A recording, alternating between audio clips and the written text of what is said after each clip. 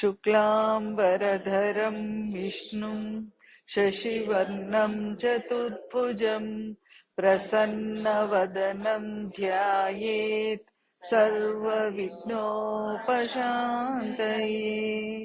ॐ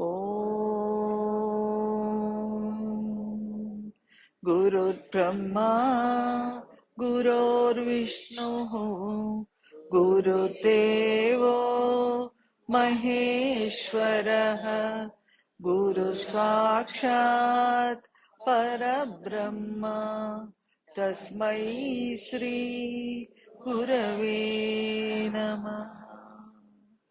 ओम नमो भगवते श्रीरमणाय। ओम श्री नान्न परमात्मने नमः। अरुणाचल शिव अरुणाचल शिव अरुणाचल शिव। कर्तुराज्ञया प्राप्यते फलम् कर्म किं परं कर्म तज्जडम् कृतिमहो ददौ पतनकारणम् फलमशाश्वतम् गतिनिरोधकम् ईश्वरार्पितम् मेच्छया कृतम् चित्तशोधकम् मुक्तिसाधकम् कायवाङ्मनः कार्यमुत्तमम् पूजनं जपा चिन्तनं क्रमात् जगतैषधीयुक्तसेवनम् अष्टमूर्तिभृदेवपूजनम् उत्तमस्तवादुच्चमन्दतः चित्तजं जपा ध्यानमुत्तमम् आज्यधारया स्रोतसासमम् सरलचिन्तनम् विरलतःपरम् भेदभावनात् सोऽहमित्यसौ भावनाविदा पावनीमता भावशून्यसद्भावसुस्थितिः भावनात् बलात् भक्तिरुत्तमा कृतस्थले मनः स्वस्थता क्रिया भक्तियोगबोधाश्च निश्चितम् वायुरोधनालीयते मनः जालपक्षिवाद्रोदसाधनम् चित्तवायवा चित्क्रियायुधाः शाखयो द्वयी शक्तिमूलका लयविनाशने उभयरोधने लयगतं पुनर्भवति नो मृतम् प्राणबन्धनालीनमानसम् एकचिन्तनानासमेत्यदः नष्टमानसोत्कृष्टयोगिनः कृत्यमस्ति किं स्वस्तिकिं यतः दृश्यवारितं चित्तमात्मनः चित्वदर्शनं तत्त्वदर्शनम् मानसन्तु किं मार्गणे कृते नैव मानसं मार्ग आजवात्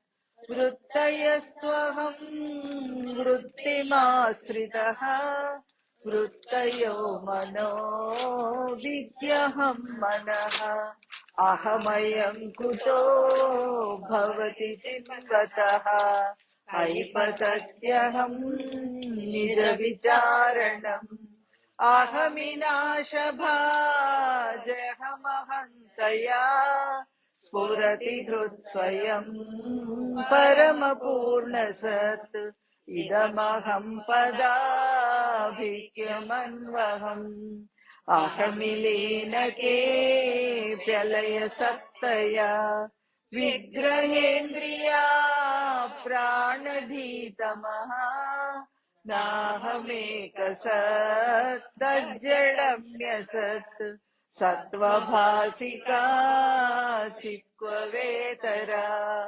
सत्तया हि चित्तया ह्यहम् ईशजीवयोर्वेषजीविदा सत्स्वभावतो वस्तु केवलम् वेषहानता स्वात्मदर्शनम् ईशदर्शनम् स्वात्मरूपतः आत्मसंस्थितिः स्वात्मदर्शनम् आत्मनिर्दयादात्मनिष्ठता ज्ञानवर्जिता ज्ञानहीनचित् ज्ञानमस्ति किम् ज्ञातुमन्तरम् किं स्वरूपमीत्यात्मदर्शने अव्यया भवा पूर्णचित्सुखम् बन्धमुक्त्यतीतं परं सुखम् विन्दतीह जीवस्तु दैविकः अहमपेतकम् निजविभानकम् महदिदं तपो रमणवागियम् अहमपेतकम् निजविभानकम् महदिदं तपो रमणवागियम् श्रीरमणवागियम् श्रीरमणवागियम् कर्तुराज्ञया प्राप्यते फलम् कर्म किं परम् कर्म तत्क्षणम् अरुणाचल शिव अरुणाचल शिव अरुणाचल शिव अरुणाचल अरुणाचल शिव अरुणाचल शिव अरुणाचल शिव अरुणाचल अरुणाचल शिव अरुणाचल शिव अरुणाचल शिव अरुणाचल अरुणाचल शिव अरुणाचल शिव अरुणाचल शिव अरुणाचल रमण सद्गुरु रमण सद् अरुणाचल अरुणाचल शिव अरुणाचल शिव अरुणाचल शिव अरुणाचल रमण सद्गुरु रमण सद्गुरु रमण सद्गुरु पाहि माम् रमण सद्गुरु रमण सद्गुरु रमण सद्गुरु रक्ष माम् गिरिरूपमो गुरुरूपमो श्रीनान्नपादमिमाकुशरण्यम् गिरिरूपमो गुरुरूपमो श्रीनान्नपादमिमाकुशरण्यम् श्रीनान्नपादमिमाकुशरण्यम् श्रीनान्नपादमिमाकुशरण्यम्.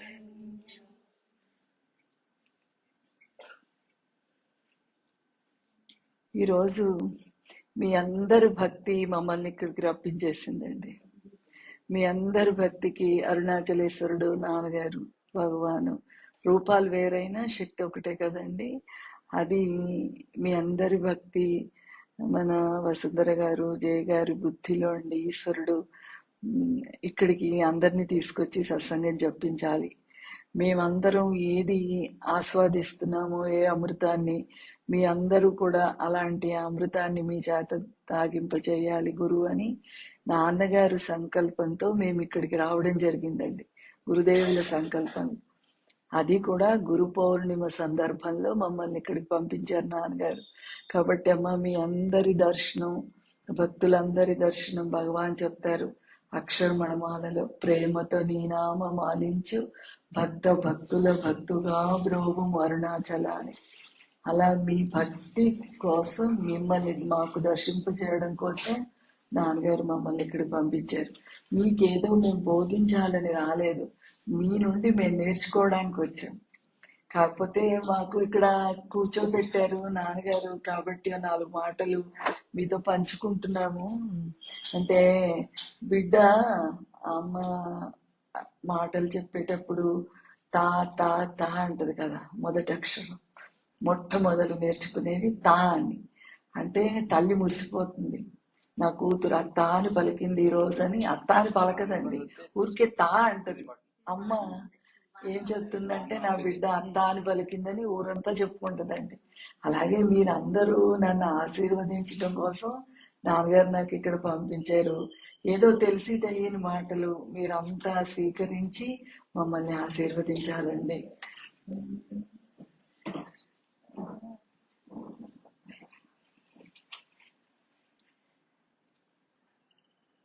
గురుదేవుల ప్రాముఖ్యత చెప్పుకుందామండి. అంటే జీవితంలో గురువు ఎంత అవసరం అనేది.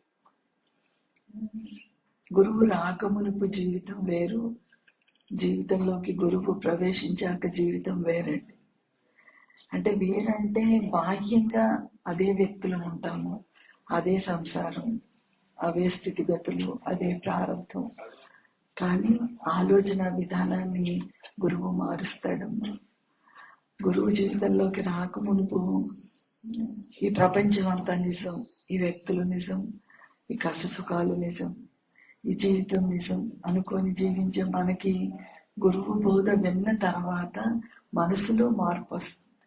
బాహ్యంగా ఏమీ కాదు, కానీ మనసులో మార్పు రావడం వల్ల, ఎంతో కొంత వైరాగ్యం రావడం వల్ల మనస్సు ఆలోచన విధానం మారి జీవితంలో కూడా మార్పు వస్తుంది.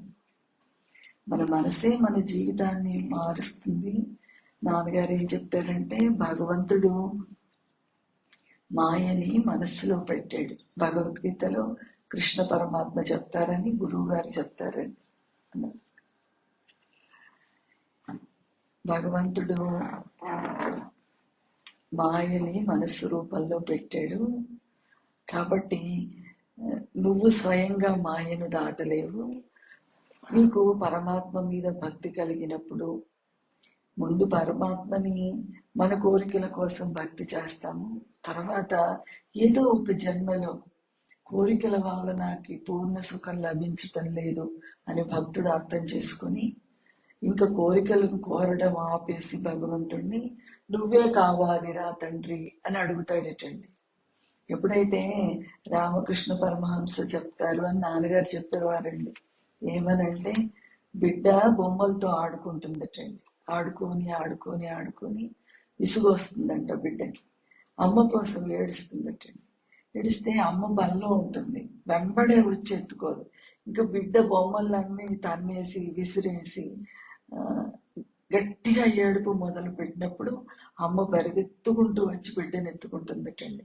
అలాగే భగవంతుడు కూడా అండి, ఎప్పుడైతే గట్టిగా మన మనస్సులో అబ్బా నువ్వే కావాలిరా తండ్రి అని భక్తుడు కోరుకుంటాడో అప్పుడు గురువు రూపంలో పరిగెత్తుకుంటూ మన జీవితంలోకి వస్తారటండి.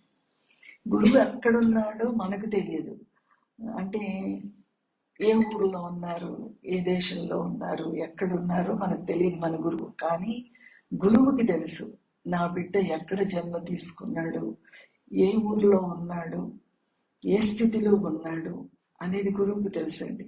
కాబట్టి గురువు మన అడ్రస్ వెతుక్కుంటూ వెతుక్కుంటూ మన దగ్గరికి వచ్చి మన ఉన్న ప్లేస్కి వచ్చండి, ఆ ఊరికి వచ్చి మనల్ని ఆయన వైపు, ఆయన ప్రేమిస్తూ ఆయనను ప్రేమించేటట్టుగా ముందు మనల్ని తీర్చిదిద్దుతారండి. ఆయన పట్ల జన్మాంతరాల నుండి వచ్చే ప్రేమ సంబంధం గురువుతో అనుబంధం అండి. కాబట్టి గురువు చూడగానే మన మనసు పులకించిపోతుందండి. ఈ ఒక్కరు చాలు నా జీవితంలో నన్ను తరింప చేయడానికి అని మన మనసు స్థిరం చేసుకుంటుందండి. అప్పుడు గురువు ముందు ప్రేమించి మన చేత ప్రేమింపబడి అప్పుడు బోధ చేస్తారు. ఇప్పుడు చూడండి, మనకి ఎవరైనా ఇష్టమైన వాళ్ళు చెప్తే ఆ వాక్కు తొందరగా మనం వింటామండి. మనం ఇష్టం లేని వాళ్ళు చెప్తే మన మనసు వినిపించుకోదండి. ఇష్టమైన వాళ్ళు, ప్రేమించే వాళ్ళు చెప్తే మనకు కష్టమైనా కూడా ఆ వాక్కును తీసుకొని వాళ్ళు నా శ్రేయస్సు గురించి చెప్పారు కదా అని ఆచరిస్తాం కదా. అలాగే గురువు పట్ల ఉన్న ప్రేమ వల్ల, ఆయనకు మన పట్ల ఉన్న ప్రేమ వల్ల, ఆయన బోధించే వాక్కు పట్ల మనకి ఇష్టం ఏర్పడి మెల్లమెల్లగా మన జీవితంలో, మన ఆలోచన విధానంలో మార్పు వస్తుందమ్మా. దానిని మనం భక్తి అని పేరు పెట్టుకున్నామండి. గురు భక్తి అంటే ప్రేమ అండి. భక్తి అంటే పూజ, జపము, ధ్యానము, విచారణ అన్ని భక్తిలోకి వస్తాయి. సత్సంగము అన్ని భక్తిలోకి వస్తాయి. కానీ ముందుగా దానిని ఇష్టపడాలి, ప్రేమించాలి. ఆచార్యుల వారు చెప్తారు కదా, సత్సంగత్వే నిస్సంగత్వం, నిస్సంగత్వే నిర్మోహత్వం, నిర్మోహత్వే నిశ్చలతత్వం, నిశ్చలతత్వే జీవన్ముక్తి. అలాగా సత్సంగం మనిషికి ఉండాలి. సత్సంగం అంటే సత్యంతో సాంగత్యం చేయటం అండి. సత్యం ఎక్కడుంది? మన గురువు మన హృదయంలోనే ఉన్నాడు. కానీ మన బుద్ధి అది గుర్తించట్లేదు. కాబట్టి కొంతమంది భక్తులతో కలిసి, మనకంటే ఉన్నతమైన స్థితిలో ఉన్న భక్తులతో, మనకు సమానమైన భక్తులతో కలిసి కూర్చుని రోజుకి 1 గంట సేపు మనం గురువాక్కుల్ని స్మరిస్తూ, అంటే ఎందుకు స్మరించాలి అంటే, మన దేహానికి ఒక బి కాంప్లెక్స్ టాబ్లెట్ బలాన్ని ఎలా ఇస్తుందో, మన మనసుకి గురువాక్కు అలా బలాన్ని ఇస్తుందమ్మా. రోజు మనం ఎన్నో పనులు చేసుకుంటాం కదా, ఆ పనులు చేసుకునేటప్పుడు నామస్మరణ చేసుకోవచ్చు. పూజ, జపము, ధ్యానము అలా రోజులో కొంతసేపు చేసుకోవచ్చు. కానీ సత్సంగము అన్నిటికంటే చాలా గొప్పగా ఉపయోగపడుతుందండి. కాబట్టి రోజు 1 గంట సత్సంగం చేసుకోమని మాకు నాన్నగారు పదే పదే చెప్పేవారు చివరి వరకు. అమ్మా, సత్సంగాలను వదిలేయొద్దు, సత్సంగాలను వదిలేయొద్దు. కాబట్టి ఆ సత్సంగమే మన జీవితంలో సత్యంతో సాంగత్యము. భక్తుల దగ్గర భగవంతుడి స్మరణ, భగవంతుడి యొక్క వైభవం తెలుస్తూ ఉంటుంది. కాబట్టి భక్తుల ద్వారా అయితే ఎవరు నిజమైన భక్తులు మనకు ఎలా తెలుస్తుంది? ఎవరితో సాంగత్యం చేయాలి ఎలా తెలుస్తుందంటే, అది కూడా మన పరమాత్మని వేడుకోవడం, గురువుని వేడుకోవడం. నీ నిజమైన భక్తులతో మాకు స్నేహాన్ని ఏర్పరచు తండ్రి. నీ నిజమైన భక్తులు ఎక్కడున్నారో మాకు తెలియదు. నువ్వే నీ నిజమైన భక్తులతో మాకు సాంగత్యాన్ని ఏర్పరచమంటే మన ఇంటికే పంపిస్తాడు భక్తుల్ని. పంపించి, అమ్మా వీరు నా భక్తులు, వీళ్ళతో మీరు స్నేహం చేయండి అని. ఇక్కడ వసుంధర గారు ఉండడం, మీరు ఉండడం, వసుంధర గారితో మీకు స్నేహము, బంధం ఏర్పరచడం, ప్రేమ బంధం, ఇదంతా ఈశ్వరుడి యొక్క సంకల్పమే అమ్మ, గురు సంకల్పం.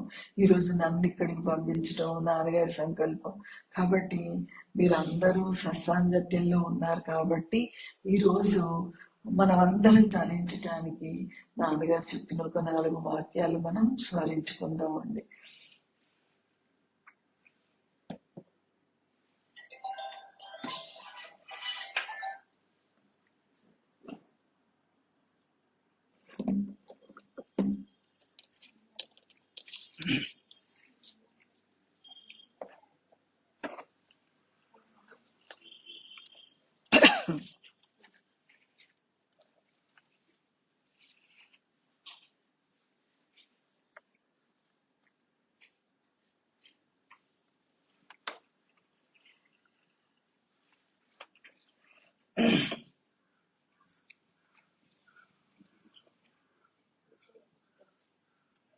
భగవంతుని తెలుసుకోవటానికి అడ్డు ఏమిటి?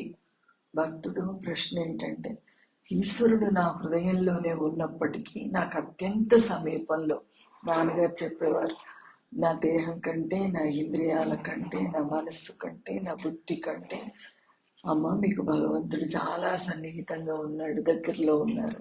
ఇక్కడ భక్తుడి ప్రశ్న ఏంటంటే, మరి అంత సన్నిహితంగా ఉన్న భగవంతుడిని నేను ఎందుకు తెలుసుకోలేకపోతున్నాను అని ప్రశ్న అండి. అప్పుడు గురువు సమాధానం ఏమంటే, చంచలమైన నీ మనస్సు విపరీత ధోరణులు. ఎందుకు తెలుసుకోలేకపోతున్నావంటే, చంచలమైన నీ మనస్సు. మనస్సు కోతిలాగా చంచలమటండి. అంటే కోతి ఒక కొమ్మ మీద నుండి ఇంకో కొమ్మ మీదకి ఎగురుతుంది కదండి. అలా శంకరాచార్యుల వారు కూడా మనస్సుని కోతితో పోల్చారండి. ఆ శివుడిని ప్రార్థించే ముందు ఆచార్యుల వారు అంటారండి, ఈ కోతి లాంటి మనస్సు నువ్వేమో భిక్షగాడివి కదా, ఆది భిక్షువు కదా నువ్వు. శంకరా, నువ్వు ఆది భిక్షువువి, ఇంటింటికి భిక్ష చేసుకుంటావు నువ్వు. భక్తుల దగ్గర అంటే భక్తుల దగ్గర దేనికోసం భిక్ష చేస్తాడటండి? మన అహంకారమే, మన నేను బుద్ధే శివుడికి ఆహారం అటండి. కాబట్టి భక్తుల దగ్గర భిక్ష చేసి ఆ అహంకార బుద్ధిని భిక్షగా స్వీకరిస్తాడటండి ఆచార్యుల వారు, శివుడు. అయితే ఆచార్యుల వారు ఏమంటారంటే, నీకు ఒక భిక్ష పాత్ర అవసరము, తర్వాత ఈ కోతి అవసరం నీకు. కోతిని ఆడిస్తూ ఇంటింటికి భిక్ష చేసుకుంటారు, అడుక్కునే వాళ్ళు వస్తారు కదండి, కోతిని చూపి భిక్ష చేసుకుంటారు.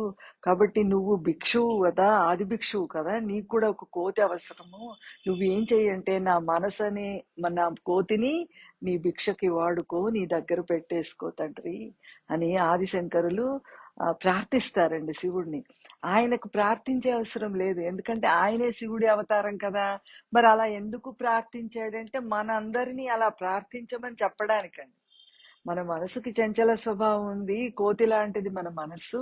అది స్థిరంగా ఉండాలంటే, ఇప్పుడు ఆడించే వాడి దగ్గర ఉంటే కోతి చెట్టు కొమ్మల మీదకి వెళ్ళదండి, వాడితోటే పాటు ఉంటుంది కదా.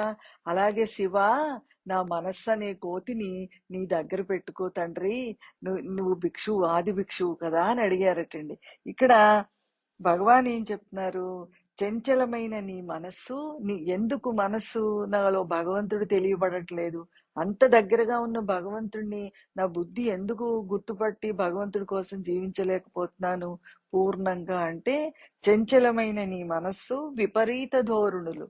విపరీత ధోరణి అంటే అండి, మనం ఒక వాక్కు ఎవరైనా చెప్పారనుకోండి, ఆ వాక్కును మనం తీసుకోకుండా దానికి విపరీతంగా ఆలోచిస్తాం, అంటే ఆపోజిట్ గా ఆలోచిస్తామండి.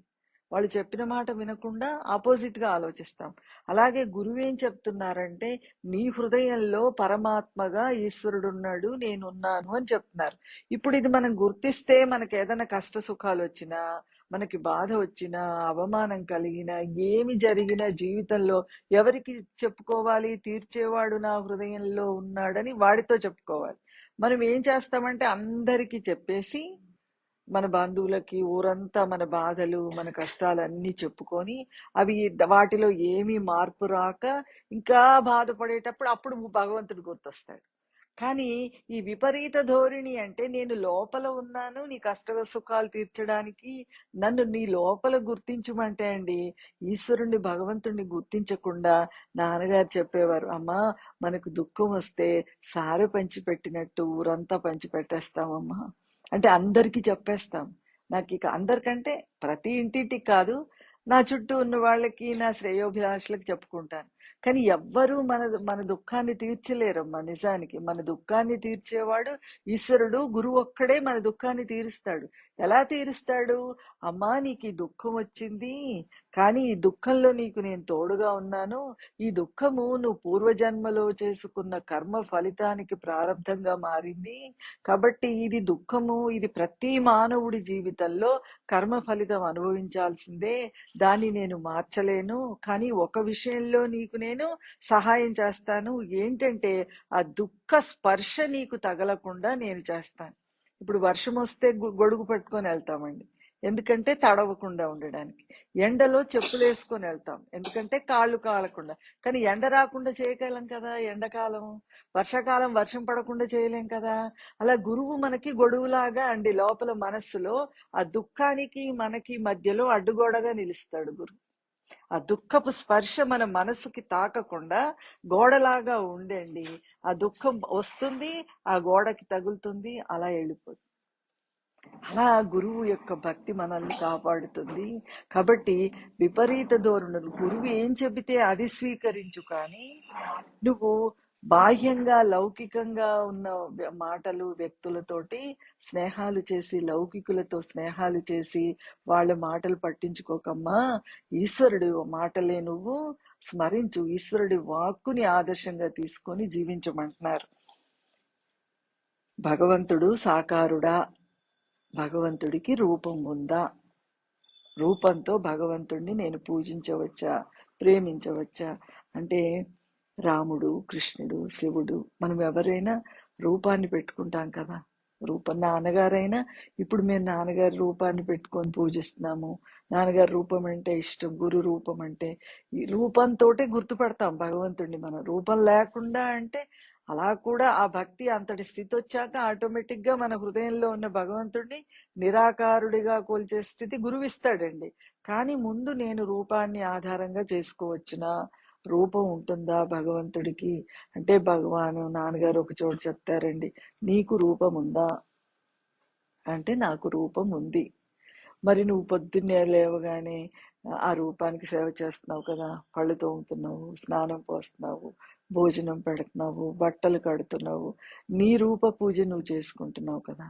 నువ్వు రూపం అనుకున్నంత కాలము భగవంతుడిని రూపాన్ని కూడా ఆరాధించాల్సిందే. అరుణాచలేశ్వరుడు గిరి రూపంలో ఉన్నాడా, గిరికి మేము ప్రదక్షిణ చేయాలా అని భగవాన్ అడిగితే, నువ్వు నీ దేహంతో తాదాప్యం చెందినన్ని రోజులు నువ్వు దేహాన్ని అనుకుంటున్నావు కాబట్టి నిన్ను తరింప చెయ్యడం కోసము అరుణాచలేశ్వరుడు నేను గిరిని అనుకుంటున్నాడేటండి. ఆయనే చెప్పాడంట, నేను గిరి రూపంలో ఉన్నానని. కాబట్టి నువ్వు గిరి ప్రదక్షిణ చెయ్యి, నిన్ను తరింప చేస్తాడు. అందుకని ఈ రూపాన్ని ఇష్టమైన భగవత్ రూపము, గురువు రూపాన్ని పూజించటంలో, స్మరించటంలో తప్పు లేదండి. అయితే ఇక్కడ భగవాన్ ఏం చెప్తున్నారంటే, ఆయన ఎప్పుడు ఉత్తమ పురుషే. భగవంతుడికి రూపం ఉందా అని అడిగినప్పుడు భగవాన్ ఉత్తమ పురుష అంటే నేను ఉత్తమ పురుష అండి, నీవు మధ్యమ, ఇది ప్రథమ పురుష, నీవు అనేది వాడు వీడు అనేది మధ్యమ పురుష అండి.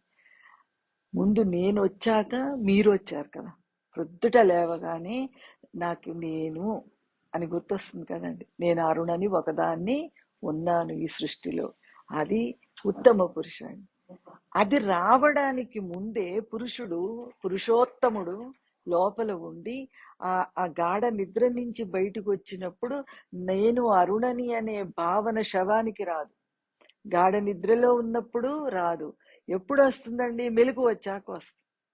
కాబట్టి నీ లోపల ఈశ్వర శక్తి ఉండటం మూలాన గాఢ నిద్రలో నీ దేహాన్ని నువ్వు మరచిపోయినా, నీ శ్వాసను తిప్పుతూ నీ లోపల ఉన్న అవయవాలను పనిచేయిస్తూ నీ దేహాన్ని ప్రాణం పోకుండా కాపాడిన శక్తి ఏదైతే ఉందో ఆ శక్తే ప్రొద్దుటే నీకు నీ దేహాన్ని గుర్తు చేస్తావు.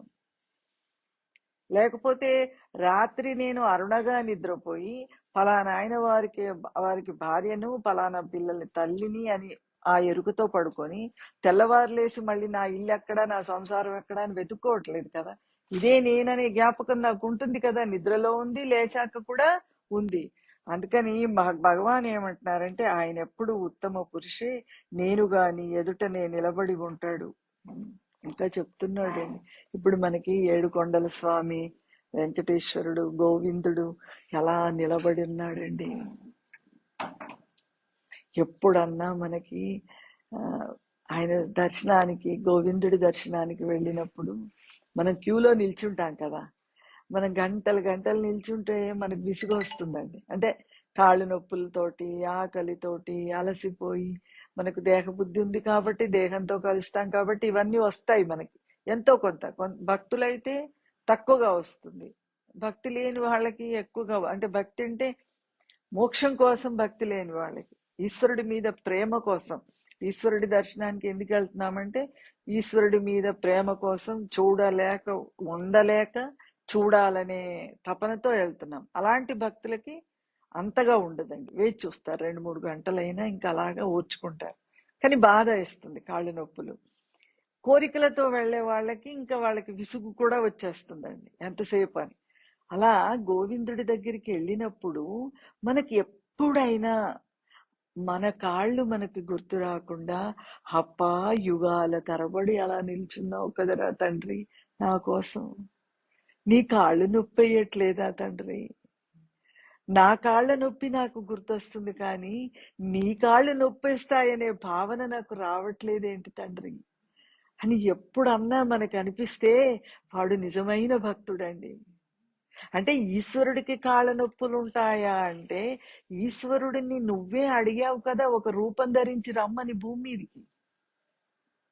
ఆయనకు రూపం అవసరం లేదండి. నాన్నగారు అనేవారు, కాళ్ళు లేకుండా నడవగలడు, కళ్ళు లేకుండా చూడగలడు, చెవులు లేకుండా వినగలడు పరమాత్మ. మరి అలాంటి శక్తి ఉన్న పరమాత్మ, విశ్వమంతా వ్యాపించి ఉన్న నిరాకార తత్వము ఎందుకు భూమి మీదికి రావాల్సి వచ్చింది? నిన్ను తరింపచేయడం కోసం, నీకు దర్శనం ఇవ్వడం కోసం, నీ బుద్ధిలో నేను ఒకడను ఉన్నాను తిరుమలలో అని తెలపడం కోసం కదా వచ్చాడు ఆయన. వచ్చినప్పుడు ఆయన దేహదారి అయి అక్కడ ఎండలో ఎండుతూ, మొదట్లో ఎలా ఉన్నారండి? వానలో తడుస్తూ, ఎండలో ఎండుతూ, ఆ పుట్టలో ఉండి అలా ఎందుకు ఉండాల్సి వచ్చిందంటే నీకోసమే.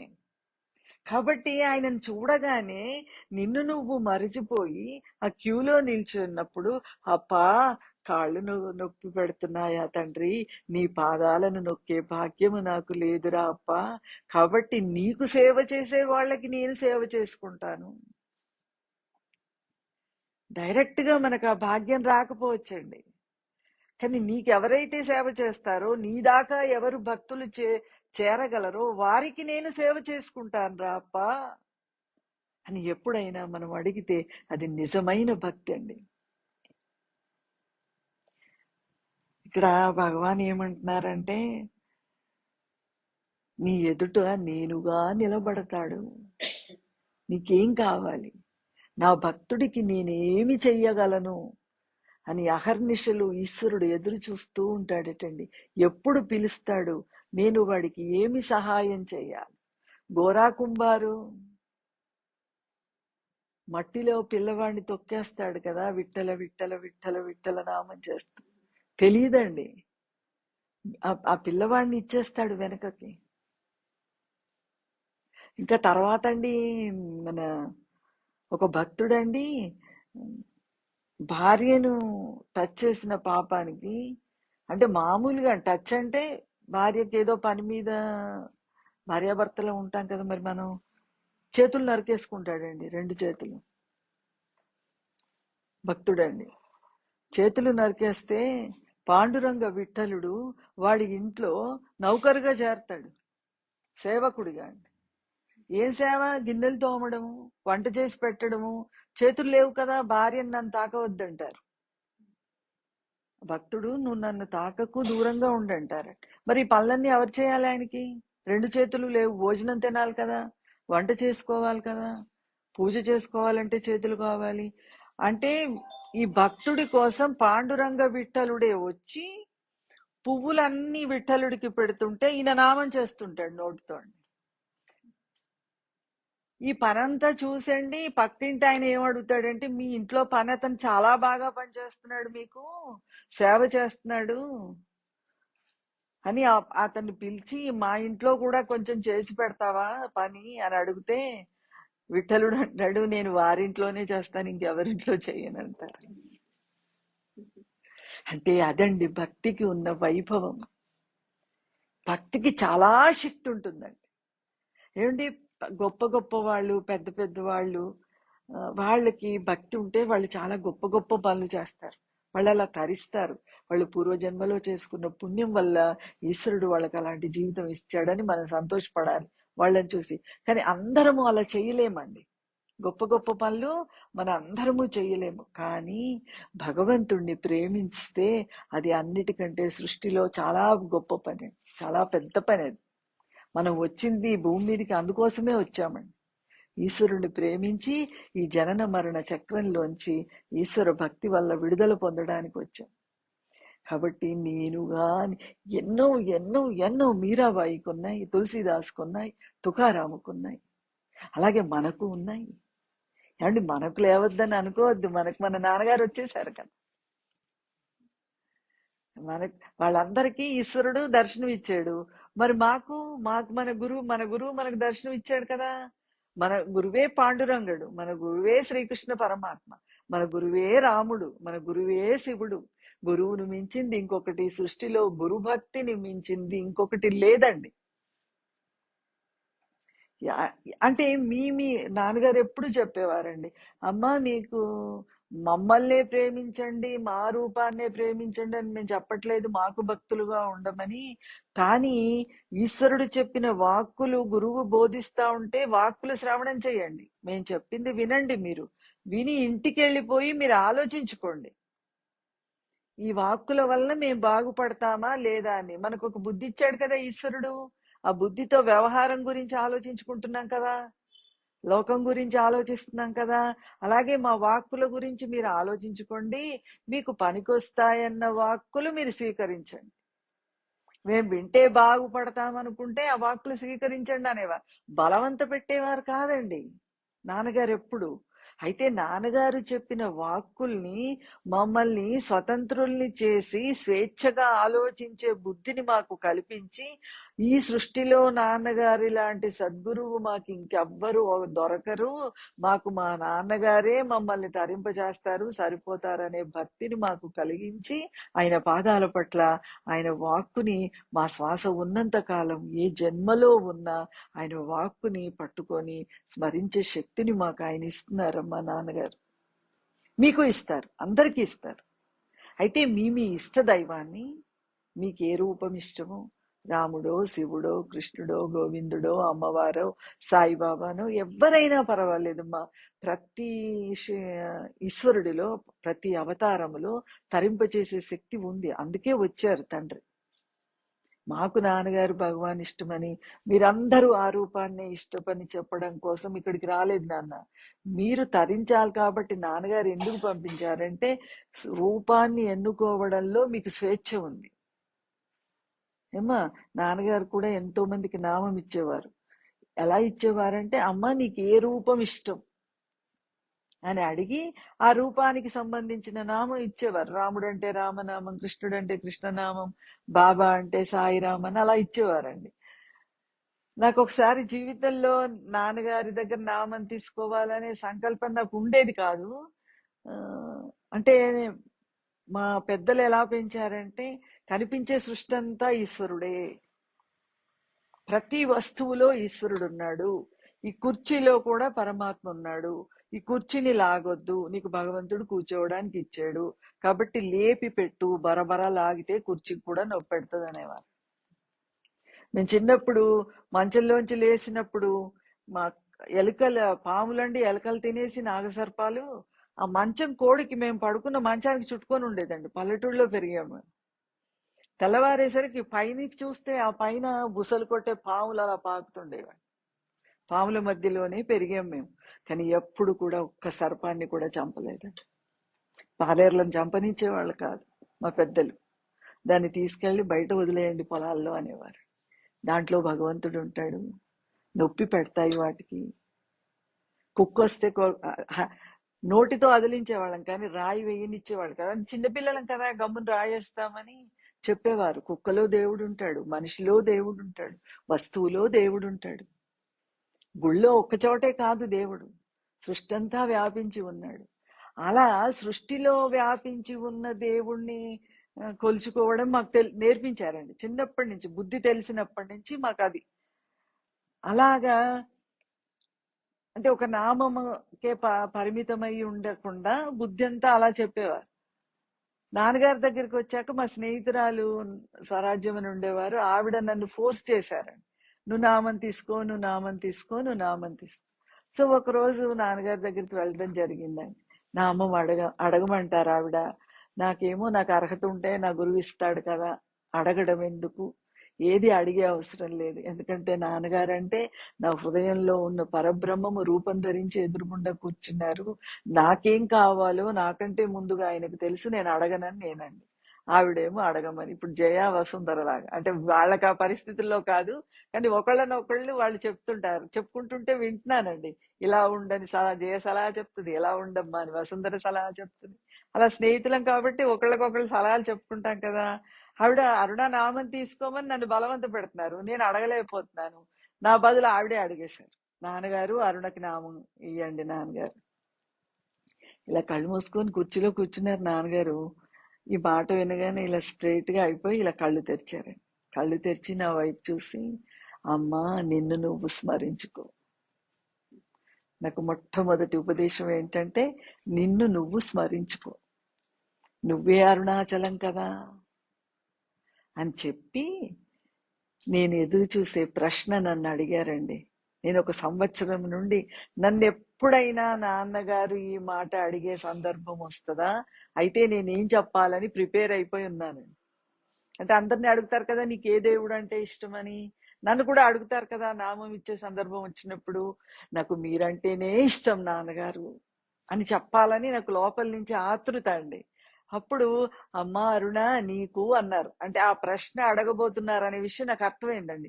నేను ప్రశ్న పూర్తి కాకుండానే సావిత్రి మామ గారింట్లో అమ్మా అరుణ నీకు అంటే నాకు మీరంటేనే ఇష్టం నాన్నగారు అని, అంటే ఆ వేచి ఆ సెకండ్స్ కూడా వేచి ఉండడం ఇష్టం లేక సమాధానం చెప్పేశాను, నాకు మీరంటేనే ఇష్టం.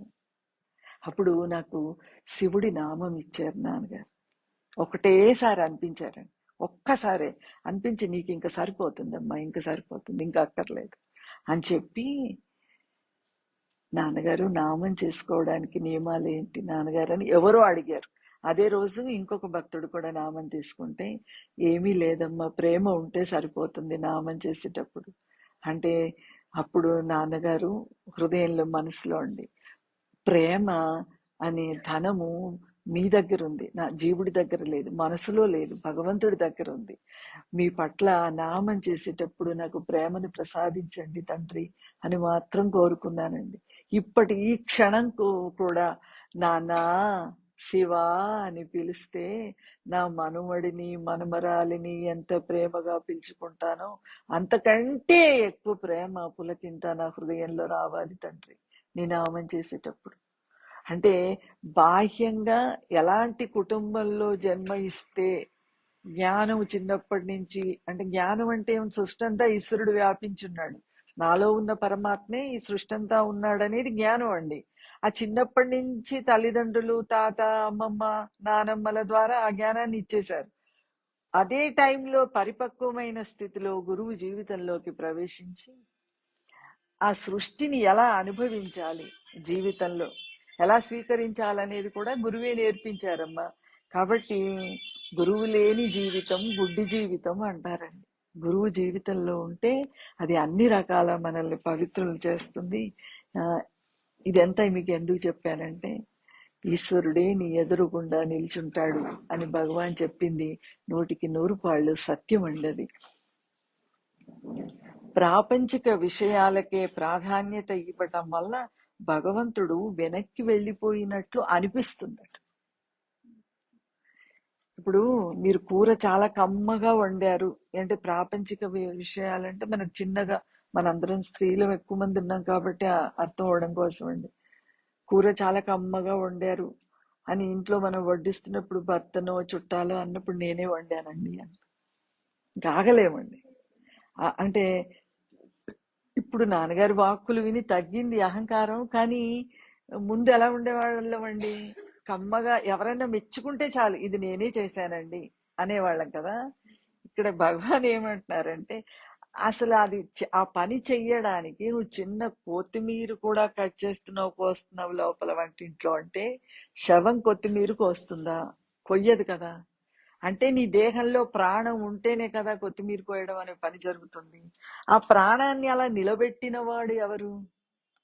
ఆ క్షణంలో నువ్వు ఆ పని చేస్తున్నప్పుడు ప్రాణం దేహంలో పోకుండా నిన్న ఆ ప్రాణంతో నిలబెట్టిన వాడు ఎవరు? పరమాత్మ కదండి. 1,000,000 మంది వైద్యులు కూడి వచ్చిన కాని మరణం అయ్యడి వ్యాధిని మాన్పలేరు. మనం చూస్తున్నాం కదా, మన చుట్టూ డబ్బు ఉంటుంది, వైద్యులు ఉంటారు, మనల్ని ప్రేమించే వ్యక్తులు ఉంటారు, కానీ ప్రాణాన్ని కాపాడగలమా? ఏమో పోయింది పోయింది అంటారు, ఏం పోయిందో తెలియదండి, మన కళ్ళకు కనిపించదు. కాబట్టి ఆ ప్రాణం శివుడండి. అంటే కొత్తిమీర కోసినప్పుడు దేహంలో ప్రాణం పోకుండా ఉండటం వల్ల కొత్తిమీర కోయగలుగుతున్నాం కదా. ఇది కొత్తిమీర, దీన్ని కోసుకోవాలి, ఇది వంటలో వేసుకోవాలనే బుద్ధి ఎవరిస్తున్నారు మనకు ఆ గుర్తింపు? ఒక పశువుకు కొత్తిమీర గురించి తెలియదు కదా, ఒక పక్షికి తెలియదు కదా.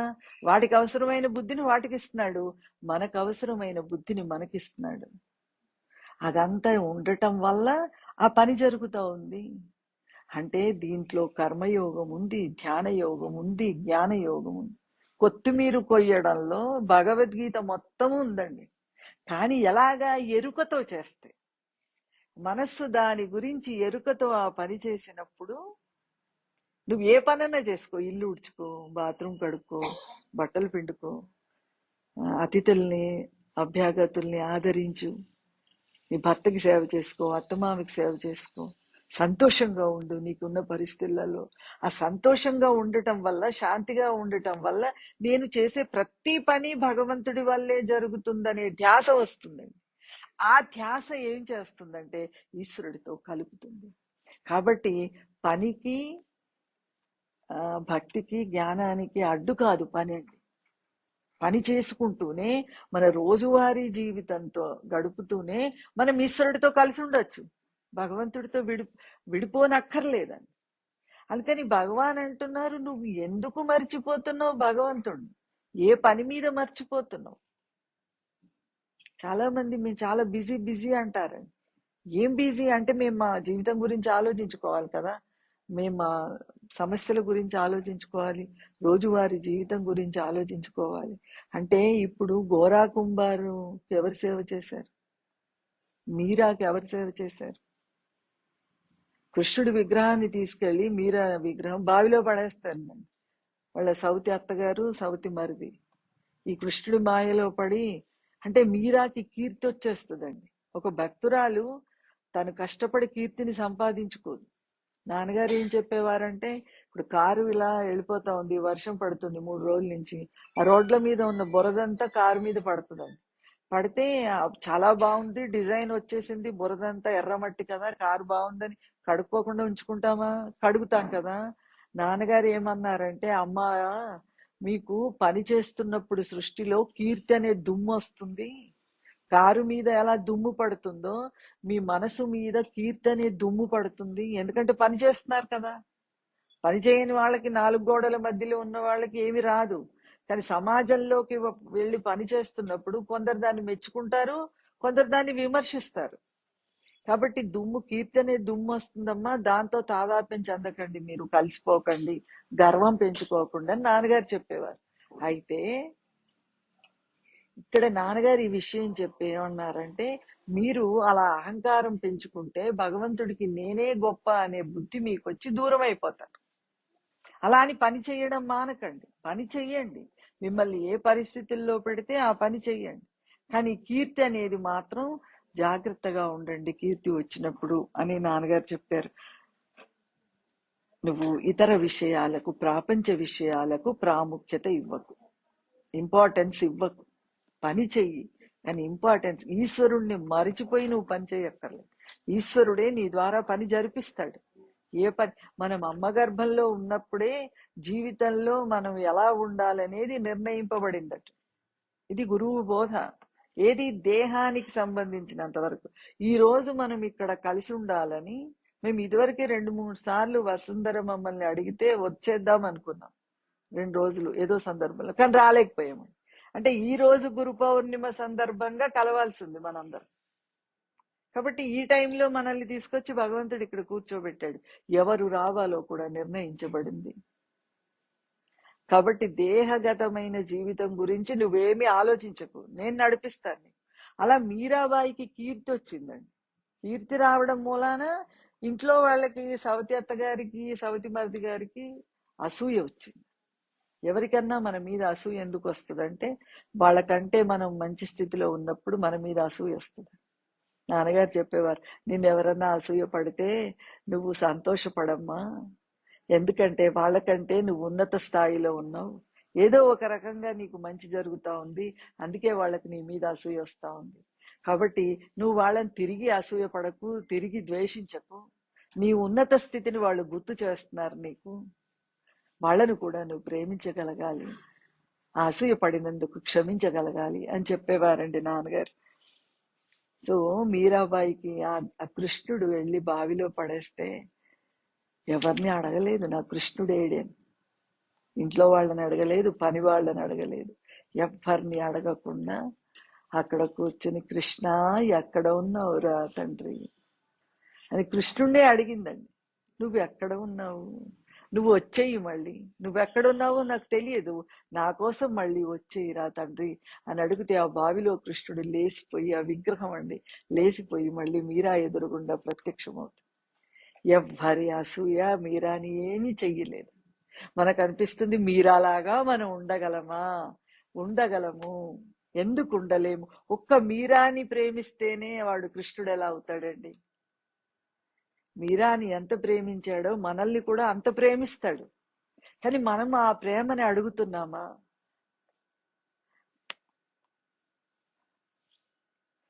నీకు ప్రపంచాన్ని నువ్వు ప్రాముఖ్యత ఇస్తున్నావు, నాకంత ప్రాముఖ్యత ఇవ్వట్లేదు. అందుకని భగవంతుడు వెనక్కి వెళ్ళిపోతాడట. ఇందా చెప్పుకున్నాం కదండి, కూర చేశామంటే నేను చేశామంట. నిజంగా కూర వండిన శక్తి పరమాత్మదే. మన బుద్ధిలో తోచి అది కమ్మగా వండడానికి శక్తి ఎవరండి? ఈశ్వరుడు. ఎప్పుడన్నా నాన్నగారికి వంట చేసే అవకాశం మాకు వచ్చేదండి, సంవత్సరాల తరబడి, 5 ఏళ్లకోసారి 10 ఏళ్లకోసారి వస్తే వంట చేస్తూ, భగవానా దీంట్లో కొంచెం ప్రేమను కలపవా తండ్రి, ఇది నా గురువు నోట్లోకి వెళ్ళిపోతుంది, ఇది ఆ తండ్రి నోట్లోకి నాలికకు తగిలినప్పుడు ఇది కమ్మగా రుచిగా ఉండాలంటే నా వల్ల కాదురా అప్ప అని నేను నాన్నగారి గురువును ప్రార్థించేదాన్ని. భగవాన్ని చూపించింది మాకు నాన్నగారి కాబట్టి భగవాన్ని అడిగేదాన్ని, భగవానా కొంచెం ప్రేమ కలపవా దీంట్లో. నువ్వు ఈశ్వరుణ్ణి ముందు పెట్టుకొని పని చేయాలి, వెనక పెట్టుకొని కాదు. అందుకే కృష్ణ పరమాత్మ రథసారథిగా ఉన్నాడు, అర్జునుడి ముందు కూర్చున్నాడు, వెనక్కి కూర్చోలేదండి. యుద్ధం కృష్ణుడు చేశాడు, అర్జునుడు కాదు. అర్జునుడు చేసినట్టుగా సృష్టికి చూపించబడ్డాడు. కానీ రథసారథిగా ఉండటం వలన బాణం అర్జునుడు వదిలేశాక ఆ రథాన్ని గుర్రాల డైరెక్షన్ కృష్ణుడు తిప్పేవాడండి. ఆ బాణం ఎవరికి వెళ్ళి తగలాలి? ఏమండి, నేను ఇప్పుడు ఇలా వేస్తే ఇలా చూస్తున్నాను, నా చూపు జయంత చూస్తుంది, కానీ ఈ కుర్చీ తిరిగిపోయింది అనుకో, నా చూపు వసుంధరం చూస్తుందండి కదా. అలాగా అర్జునుడు బాణం వేస్తున్నప్పుడు కృష్ణుడు రథాన్ని తిప్పేసేవాడండి. ఆ బాణం ఎవరికి తగలాలో వాళ్ళకి తగిలేదండి. తర్వాత గొప్ప గొప్ప వాళ్ళంతా కూడా, ద్రోణాచార్యుల వారు, ధృతరాష్ట్రులు, అందరూ గొప్ప గొప్ప వాళ్ళు ఉన్నారు కదా కౌరవుల పట్ల, అంతా బంధువులు కదా. వాళ్ళ యొక్క తపోశక్తి ద్వారా వాళ్ళు మంత్రశక్తి, కర్ణుడు మహావీరుడు, వాళ్ళు వేసే బాణాలన్నీ మంత్రశక్తితో వేస్తుంటే కృష్ణుడు అవన్నీ ఆపేశాడు, రథానికి తగిలి మట్టికి ఆగి. అప్పుడు యుద్ధం అంతా అయిపోయాకటండి, మామూలుగా ఏముంటుందంటే రథసారథి రథం దిగిపోయి, ఇప్పుడు మనకు డ్రైవర్ దిగి డోర్ తీస్తాడు కదా, కార్ డోరు, అలాగే ముందు రథసారథి రథం మించి దిగిపోయి ఆ గుర్రాలు పగ్గాలు పట్టుకుంటే అప్పుడు చక్రవర్తి రాజు కిందికి దిగాలి. కానీ కృష్ణుడు ఏమంటాడంటే, అర్జున రథం దిగు అంటాడు. అర్జునుడికి అర్థం అవ్వదు, ఇదేంటి సారథిగా ఉన్నాడు, ఇంతమందిలో ఉన్నాడు, నన్ను దిగమంటున్నాడు ఏంటి, ఈ ధర్మానికి విరుద్ధం కదా, ముందు కృష్ణుడు సారథి దిగిపోవాలి కదా. అంటే భక్తుడి మనసు ఎప్పుడు అలా ఉంటదండి. గురువు భగవంతుడు ఏం చేస్తాడో మనకు తెలియక మన బుద్ధి ఎంతో అంతో ఆలోచించుకుంటాం. అర్జునుడు మహావీరుడు, గొప్ప భక్తుడు, కృష్ణుడంటే ఇష్టం, అయినా కూడా ఆ క్షణంలో సారథి కదా, ముందు సారథి దిగిపోవాలి కదా అని అర్జునుడికి డౌట్ వచ్చిందండి. అయినా ఏమో కృష్ణుడు నా శ్రేయోభిలాషి, నన్ను దిగమంటున్నాడు అని మాట విని దిగిపోయాడటండి. ముందు అర్జునుడు దిగకుండా ముందు అర్జునుడిని దింపేసి రథం, తర్వాత కృష్ణుడు దిగాడంట. ఆ కృష్ణుడు రథం మించి దిగిన క్షణమే రథం పేలిపోయిందట. ఎందుకంటే అంతే, అన్ని బాణాల మంత్రశక్తి అక్కడ ఆపి పెట్టాడు కృష్ణుడు. నాకు రోమాలు నిక్కబొడుస్తున్నాయండి. కృష్ణుడి యొక్క అంటే భక్తికి అంత శక్తి ఉంటుందండి.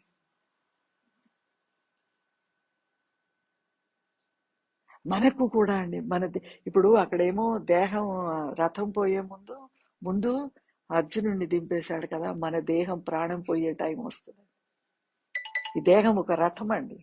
ఈ ఇంద్రియాలన్నీ గుర్రాలు, బుద్ధి, మనస్సు, ఇంద్రియాలు, ఈ గుర్రాలని మనం పరమాత్మ చేతిలో ఉన్నాయి అనే విషయం ఎరుకతో జీవిస్తే కనుక, మన జీవితం అనే యుద్ధాన్ని అలా ఎదుర్కొంటే,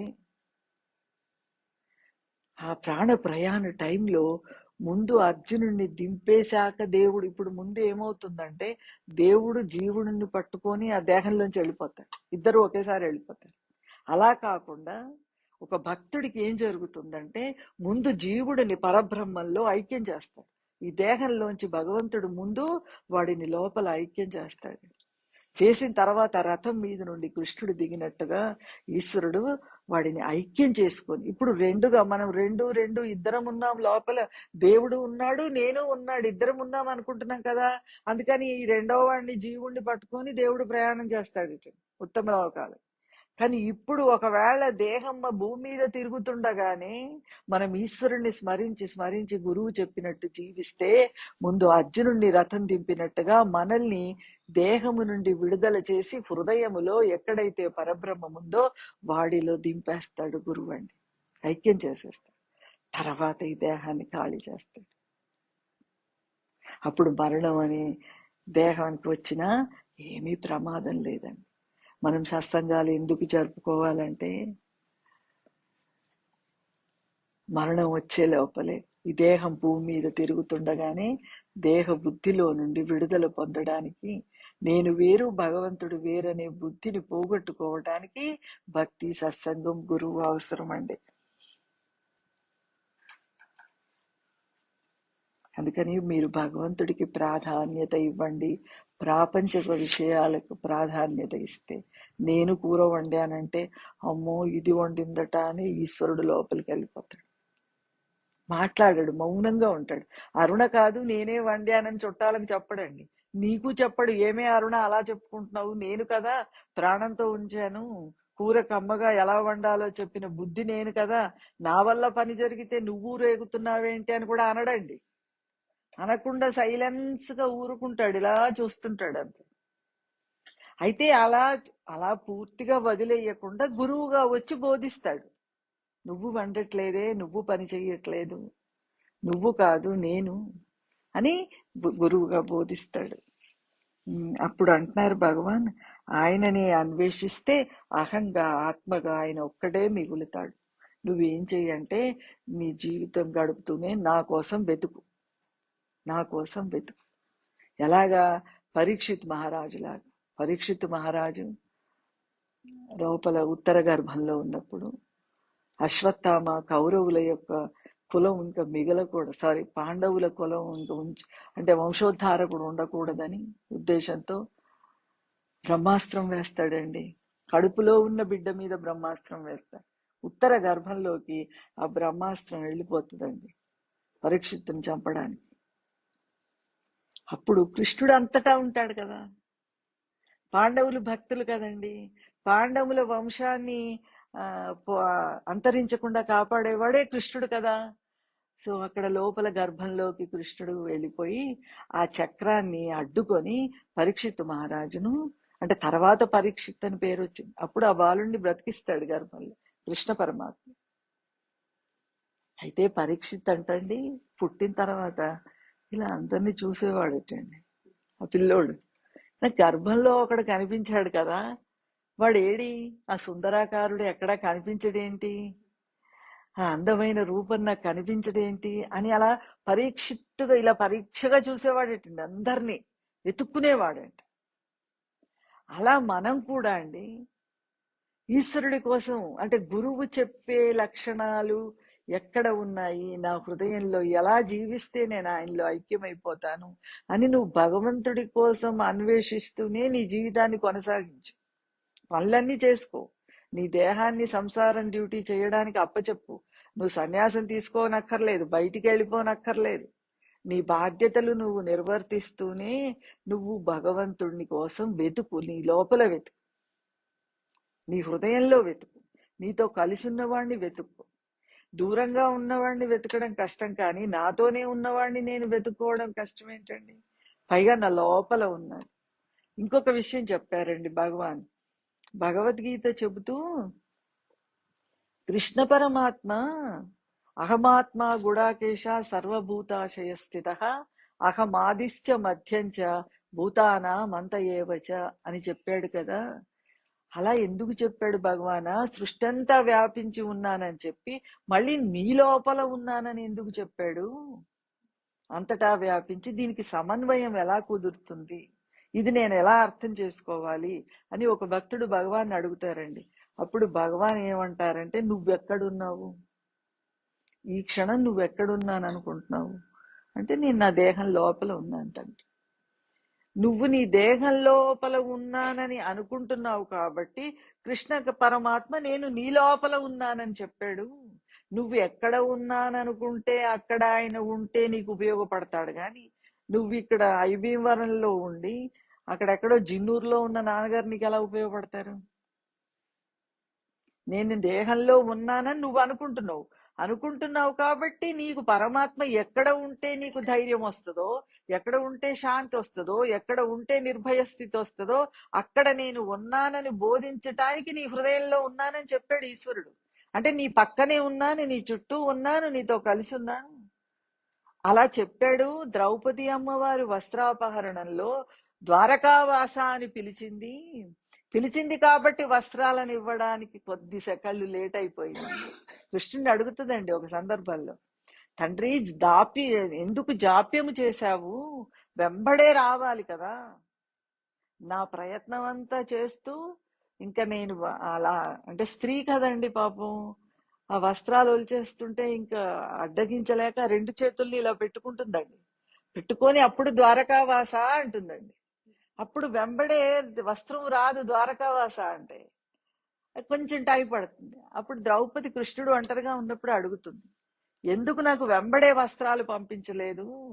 ఆ చేతులు కూడా ఇంక పెట్టుకోలేక వదిలేసి శరణాగతి చెంది ద్వారకావాస అని పిలుస్తుంది.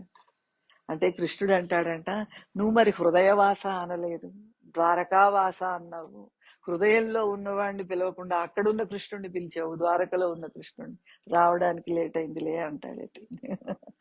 అలాగా మనం గుళ్ళో దేవుడికి నమస్కారం చేసుకోవచ్చు, తీర్థయాత్రలు తిరగొచ్చు, కాశీ వెళ్ళొచ్చు, రామేశ్వరం వెళ్ళొచ్చు, అరుణాచలం వెళ్ళొచ్చు. కానీ హృదయంలో గురువు ఉన్నాడు అనే ధ్యాసలో, భగవంతుడు ఉన్నాడనే ధ్యాసలో జీవిస్తే మనకు తొందరగా సహాయం అందుతుందండి. అందుకని భగవాన్ అంటారు, నువ్వు దేహంలో ఉన్నానని అనుకుంటున్నావు కాబట్టి కృష్ణ పరమాత్మ నీ లోపల నేనున్నాను అని చెప్పాల్సి వచ్చింది, నీ బుద్ధికి అనుగుణంగా. అందుకే బుద్ధి ఎలా ఉంటాయి, యద్భావం తద్భవతి అంటారు. మన భక్తి, మన ఆలోచన, మన బుద్ధి, మనం ఎలా ఆలోచిస్తామో పరమాత్మ నుంచి మనం అలా సహాయ సహకారాలు పొందుతాం. కాబట్టి బుద్ధి పరిపక్వం అవ్వడానికి గురుభక్తి ఆల్వేస్ అవసరం అండి. చాలా చాలా నాకు మీ అందరి ఆశీస్సులు అవసరం అండి. అందుకే ఇక్కడ పంపించారు నాన్నగారు. అందరూ నన్ను క్షమించి ఆశీర్వదించండి. మీకు అన్ని విషయాలు తెలిసే ఉంటాయి, కానీ ఈరోజు ఇలా కూర్చొని నన్ను మీరంతా చెప్పడానికి అనుమతించినందుకు మీ అందరికీ కృతజ్ఞతలు, పాదాభివందనం అండి.